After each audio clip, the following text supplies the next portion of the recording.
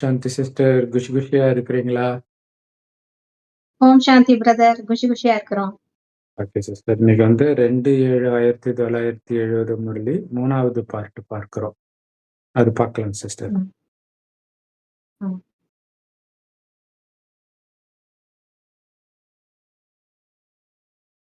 இப்பொழுது உறுதிமொழி எடுத்துக்கொண்டு விசேஷமாக பிரத்யட்சம் ஆக வேண்டும். மற்றவர்களை புகழாதீர்கள். தந்தையை வெளிப்படுத்துங்கள்.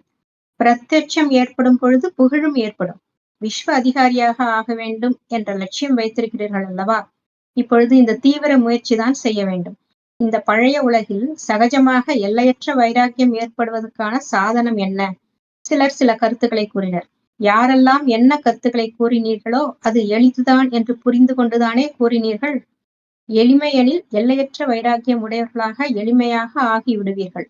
தன்மீதே பயன்படுத்த முடியவில்லையெனில் மற்றவர்கள் மீது எப்படி பயன்படுத்துவீர்கள்? எல்லையற்ற வைராக்கியம் என்று கூறுகிறீர்கள். வைராக்கியம் உடையவர்கள் எங்கு வசிப்பார்கள்? எல்லையற்ற வைராக்கியம் உடையவர்களாக ஆக வேண்டுமெனில் சதா தன்னை மதுவன் நிவாசி என்று நினையுங்கள் என்ற எளிய யுக்தியை கூறுகின்றார். ஆனால் மதுவனத்தை வெறும் மதுவனமாக மட்டுமே பார்க்காதீர்கள். மதுவனத்தில் மதுசூதனன் இருப்பதாக பாருங்கள். ஆக மதுவனம் நினைவிற்கு வருவதன் மூலம் பாப்தாதா, தெய்வீக பரிவாரம், தியாகம், தபஸ்யா மற்றும் சேவையும் நினைவுக்கு வந்துவிடும். மதுவனம் தபஸ்யா பூமியாகவும் இருக்கிறது. ஒரே வினாடியில் மதுவனம் தியாகம் செய்ய வைத்துவிடும். இங்கு எல்லையற்ற வைராக்கியம் உடையவர்களாக ஆகிவிட்டீர்கள் அல்லவா? ஆக மதுவனம் என்பது தியாகம், வைராக்கியம் ஏற்படுத்தக் கூடியதாகும். எப்பொழுது எல்லையற்ற வைராக்கியம் உடையவர்களாக ஆவீர்களோ அப்பொழுதுதான் எல்லையற்ற சேவை செய்ய முடியும். எங்கும் பற்று இருக்கக்கூடாது. தன் மீது தானே வைராக்கியம் வைக்கவும் கூடாது எனில் மற்றவர்களின் விஷயத்தை பற்றி பேசவே வேண்டாம். Super super. ஸோ பாபா வந்து பாபாவை பிரத்யட்சம் படுத்துறதுல தான் கவனம் கொடுக்கணும். மனிதர்களை புகழ் பாடுறதுக்கு நம்ம கிடையாது.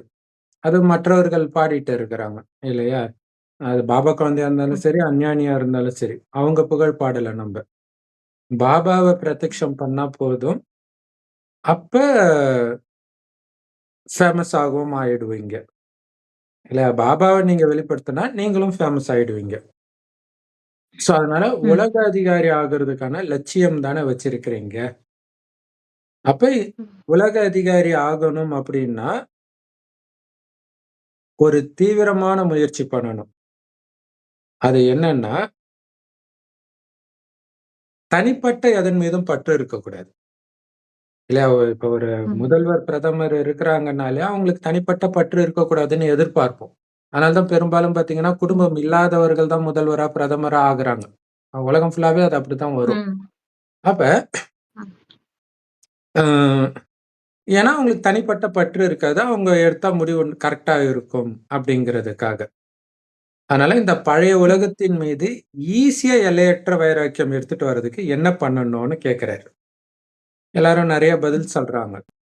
சரி, இப்ப நீங்க சொன்ன பதில்லாம் ஃபாலோ பண்றது ஈஸின்னு புரிஞ்சுட்டு தானே சொன்னீங்க. அப்ப ஈஸினா ஆல்ரெடி ஆயிட்டீங்கன்னு அர்த்தம்ன்றாரு. ஈஸியா எல்லையற்ற வைராக்கியா ஆயிட்டீங்க. அதாவது பற்றுல இருந்து விடுபட்டவர் ஆயிட்டீங்க. அப்படி ஒருவேளை உங்களாலேயே அதை ஃபாலோ பண்ண முடியலன்னா நீங்க எப்படி மற்றவர்களுடைய பற்ற விட வைக்க முடியும்? ஏன்னா நம்ம முக்தி அடைஞ்சு மற்றவர்களுக்கு முக்தி கொடுக்கணும். சோ இங்க விஷயமே நாமளும் எல்லாத்துல இருந்து விடுபட்டு மற்றவர்களும் விடுபட வைக்கணும். மற்றவர்களுக்கு அந்த சக்தி இருக்காது. நம்ம சக்தியின் மூலமா தான் அவங்களுக்கு முக்தியை கொடுக்க போறோம். அப்ப உங்களுக்கே முக்தி கொடுக்க முடியலன்னா நீங்க எப்படி கொடுப்பீங்க? அப்படின்னு கேட்கிறேன். அப்ப மெயினா எல்லையற்ற வைராக்கிய உள்ளுணர்வு இருக்கணும். அதுதான் மெயின்.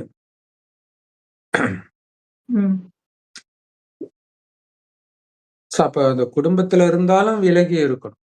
அதுதான் விஷயம். அந்த குடும்பத்தை சார்ந்தவனான்ற உணர்வே இருக்கக்கூடாது. உலகத்தின் தாய் நான் வேணா கோயில்லே இருக்கலாம், அல்லது மேல ஃபரிஸ்தாவா இருக்கலாம். பட் எங்க இருந்தாலும் சக்தி கொடுக்கிற வேலை செய்யறேன் அப்படிங்கிறது மைண்ட்ல இருக்கணும். அது வந்தாலே அங்க போயிடுவோம் நம்ம. சோ எல்லையற்ற வைராக்கியம் அப்படின்னு சொல்றாங்கல்ல, அப்ப அவங்க எங்க வசிப்பாங்க? அந்த மாதிரி எல்லையற்ற வைராக்கியம் கொண்டவர்கள்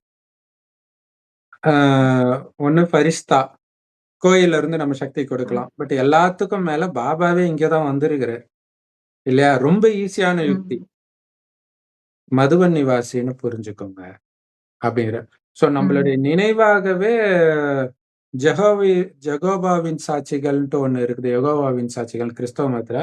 அவங்களும் அதுக்கு வேற ஏதோ ஒரு பேர் சொல்லுவாங்க. அந்த இடத்துக்கு பேர். அங்க இதே மாதிரி அவங்களும் வந்து ம். சரண்டர் ஆயி சேவை ம். பண்ணுவாங்க. அப்ப ம்ஹ்ம். அப்படின்னா என்ன அர்த்தம்? மதுபனுக்கு வந்திருக்கிறோம்னா, எல்லாத்தையும் விட்டுட்டு சரண்டர் ஆயிருக்கு. சரண்டர் ஆனவங்க.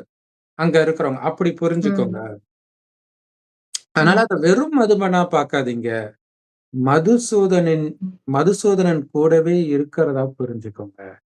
இல்லையா? அங்க கிருஷ்ணரோட ம். கோபிகை இருக்கிற மாரி, ஆக்சுவலா வந்து கரெக்ட். சிவபாபா, பாப்தாதா. இல்லையா? பாப்தாதா முரளி ம். வாசிக்கிறார். நம்ம கூடவே இருக்கிறோம். ஸோ மதுபன்ல கரெக்ட். இருக்கிறோம். ம். பாபாவோட இருக்கிறோம். ம். வெறும் மதுபன்ல இருக்கிறது ம். கிடையாது. இல்ல இப்ப இப்ப ம். பாபா அங்க வரலன்னா கூட, அங்க வராருன்ற உணர்வுல போனா தான் அது போதைய கொடுக்கும். இல்லன்னா ம். போதை கொடுக்காது. ம். ஸோ அதனால மதுபன் ஞாபகம் வந்துடுச்சு அப்டின்னா, மதுபன்ல இருக்கிற பாப்தாதா ஞாபகம் வருவாரு. நம்மளுடைய பிராமண பரிவாரம், தெய்வீக பரிவாரம் ஞாபகம் வரும். எவ்வளவு தியாகம் பண்ணிட்டு இந்த இயக்கம் வந்திருக்குது. தபஸ்யா பூமி இதெல்லாம் ஞாபகம் வரும்.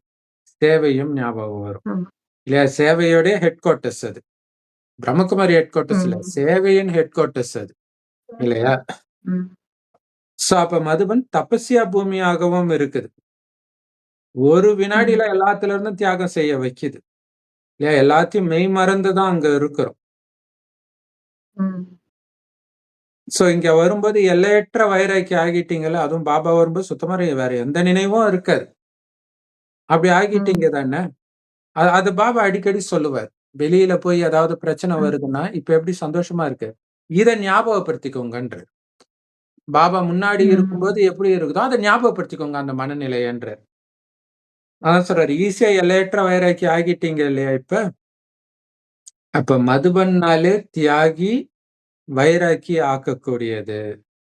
அப்ப எப்ப எல்லையற்ற ம். வைராக்கி ஆகுறீங்களோ, அப்பதான் எல்லையற்ற சேவையை செய்ய முடியும். வேற ஏதோ ஒரு நினைவு இருந்தா, கண்டிப்பா. நம்மளுடைய எண்ணம் உலகம் ஃபுல்லா போகாது. உங்களுடைய எண்ணம் எங்க ம். இருக்குதோ அங்க தான் போகும். அதுவும் என்ன அந்த எண்ணத்துல சேவையும் கொடுக்க முடியாது. இல்லையா?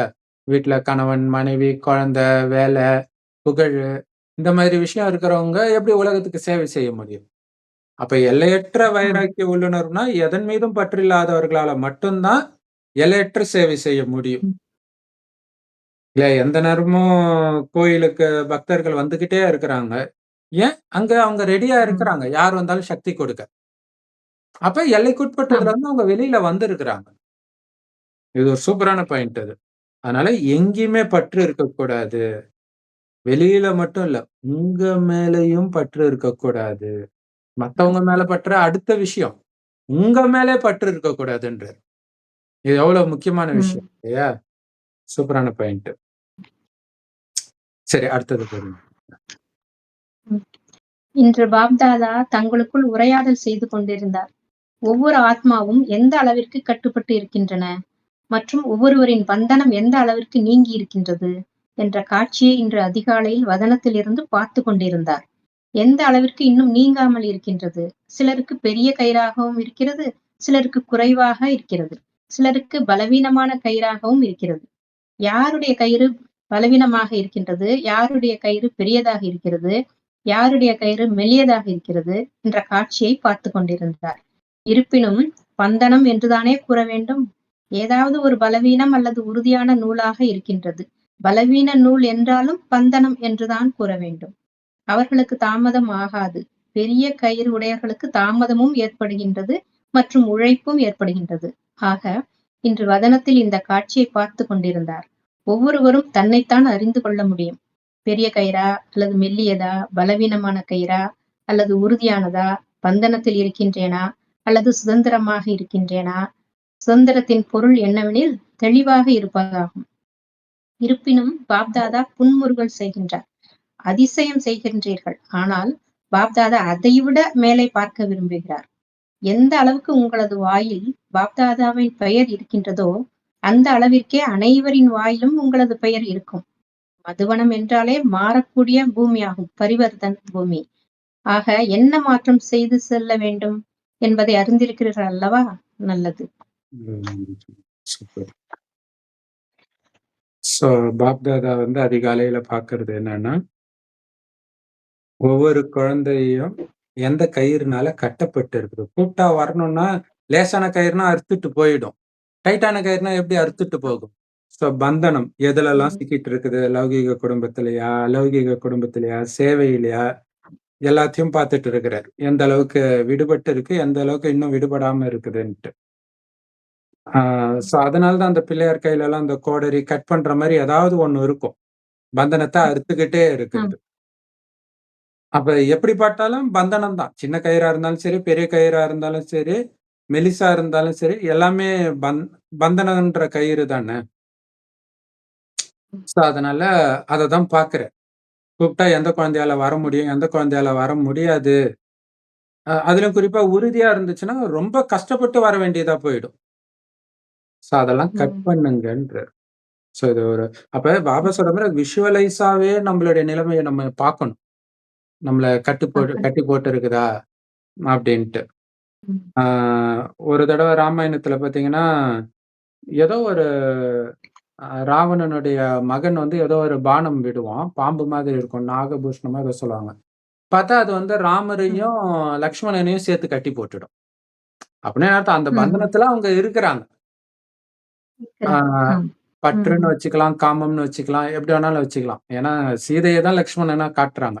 சகோதரனா ஆக்கணும்னு முடிவு ம். பண்றாரு. ஆனா அந்த முயற்சியில தோல்வி அடைஞ்சுட்டு இருக்கிறாங்க. தோல்வி அடையிற வரைக்கும் ராவணன் கிட்ட ம். இருக்கிறா சீதை. ஜெயிச்ச உடனே வந்துடுறா விடுபட்டு. ஆனா அதுக்கப்புறம் என்ன ஆகுது? பற்று இருக்குது. காமம் போயிடுச்சு, பற்று இருக்கு. ம். சகோதரனா இருந்தாலும் பற்று வந்துடுது இல்லையா? ஸோ இதெல்லாம் செக் பண்றாங்க. காமம்ன்ற ம். கயிறு வந்து ரொம்ப தடினமான கயிறு. அவ்வளவு சீக்கிரம் விடுபடாது. பற்று அது கம்பேர் பண்ணும்போது கொஞ்சம் கம்மி. ஸோ கண் இதெல்லாம் பார்க்கிறாரு. ஸோ அதனால இது ம். உங்களாலேயே கூட செக் பண்ணிக்க முடியும். இல்லையா? ம். யாருக்கு உடம்பு ம். சரியில்லன்னா பதறுதோ, அப்ப புரிஞ்சுக்கலாம். கயிறு ஸ்ட்ராங்கா இருக்குது அப்படின்ட்டு. ஆ ம். அல்லது அப்ப செக் பண்ணுங்க. பந்தனத்துல இருக்கிறீங்களா? சுதந்திரமா இருக்கிறீங்களா? சுதந்திரம்னா முக்தி. எல்லாத்துலருந்தும் விடுபட்டு இருக்கிறது. அப்ப என்ன ஆகும்? புத்தி தெளிவா இருக்கும். என்ன ஆனாலும் புத்தி தெளிவா இருக்கும். அப்படி இல்லன்னா புத்தி தெளிவா இருக்காது. இல்லையா? ஏதோ ஒண்ணு ஆயிடுச்சுன்னா எதுவுமே ம். யோசிக்க கூட முடியாது. அப்படியே உட்கார்ந்துருவாங்க. அப்படி இருக்கும். ம். உதாரணத்துக்கு என்னோட ஃப்ரெண்ட் ம். வந்து பைக்ல போயிட்டு இருக்கிறான். சென்னையில வந்து இந்த கண்டெய்னர் லாரின்ட்டு இருக்கும். அந்த ஷிப்புக்கு போறதுக்காக நெறைய சக்கரம் இருக்கும். செம வெயிட் இருக்கும். அப்ப யாருடைய வண்டியோ இப்படி ஸ்லைட்டா இப்படி தள்ளி சக்கரத்துல மாட்டிக்கிச்சு. சக்கரம் ஆ. ஏறிடுச்சு. பார்த்தா அப்படியே இந்த ம். சில சமயம் வண்டி தவள மேல ஏறுனுச்சுன்னா, அந்த தவள அப்படியே தரையோட ஃப்ளாட்டா இருக்கும். அந்த மாதிரி இருக்கிறாங்களாம் மனுஷங்க. மாட்டுனவன். ஆ. அவனுக்கு அப்படியே திக்குன்னு ஆயிடுச்சு. ஏன்னா கொஞ்சம் மிஸ் ஆயிருந்தா அவன் ஊழ்ந்திருப்பான். அப்படியே வண்டி வச்சுட்டு அப்படியே ம். உட்கார்ந்துட்டான். அவனால எதுவுமே பண்ண முடியலையாம். அப்ப பாருங்க இது ம். இது இது ஷாக் ஆயிட்டது அப்படியே. ஆ. பயமும் இருக்குதுல்ல. தேக உணர்வு தான பயமும். ஆமாமா. இ ம். இவனுக்கு சம்மந்தப்பட்டவங்க கிடையாது இறக்கறது. அதுக்கே இப்படி இருக்குது. யாரோ ஆ அதுக்கே இப்படி. ஆ. அப்ப எவ்வளோ கவனம். அதுதான் பெண் சிங்கங்கள் தைரியம் இருக்கணும், தைரியம் இருக்கணும். கடைசி காட்சி பார்க்கறது சாதாரண விஷயம் கிடையாதுன்றார். இப்பவே வெறும் ம். ஆத்மாவ பார்த்தீங்கன்னா, அந்த நேரம் ஆத்மா போயிடுச்சுன்னு ஆத்மாவ பார்ப்போம். உடம்புன்னு நெனச்சுட்டு இருக்கும்போது தான் இங்க பார்க்கும்போது பதர்றோம். இல்லையா? பயம் வரும். ஆ ம். அப்ப தெளிவா இருக்குதா புத்தி, தெளிந்த நீரோடை மாதிரி. ஸோ இருந்தாலும் இதெல்லாம் சொல்றாரு. குறைய சொல்லிட்டு, இருந்தாலும் ஓகே குழந்தைங்கள பார்த்து எனக்கு சந்தோஷம் தான். அதிசயம் பண்ணியிருக்கிறீங்க. பட் இன்னும் நீங்க முன்னேறத தான் நான் பார்க்க விரும்புறேன். அதுக்கு என்ன பண்ணணும்? எந்த அளவுக்கு உங்க வாயில பாபா நின்னா பாபா, நடந்தா பாபா, உட்கார்ந்தா பாபான்னு பாபா பாபான்னு பேர் வருதோ, அந்த அளவுக்கு மத்தவங்க வாயில உங்க பேர் இருக்கும்ன்றார். பாபாவ மகிமை பாட பாட ம். உங்க மகிமை மற்றவர்கள் பாடுவாங்கன்றார். இது எவ்வளவு சூப்பரான விஷயம் இல்லையா? விஷ்ணுவுக்கு அவ்வளோ கூட்டம் வருதுன்னா, அவரு சிவன் சிவன்னு இருந்தாரு. அதனால அவருக்கு அவ்வளவு கூட்டம். ம். மதுபன்னாலே பரிவர்த்தனை பூமி. இந்த யுகம், சங்கம் யுகம், பரிவர்த்தனை யுகம்னா, அது அது நடக்கிற இடம் மதுபன். இப்ப மதுபனுக்கு வந்திருக்கிறீங்க. அப்ப நீங்க மாறி போகணும். பந்தனத்தை அறுத்தெறிஞ்சு போகணும் அப்படின்னு சொல்றாரு. ஸோ செம பவர்ஃபுல்லான முறையில அதுக்கு முன்னாடி சர்ச் லைட் ஆகணும், லைட் ஹவுஸ் ஆகணும், சக்திய ஆமா. அந்த அளவுக்கு குடுக்கணும் நாலாபுறமும்.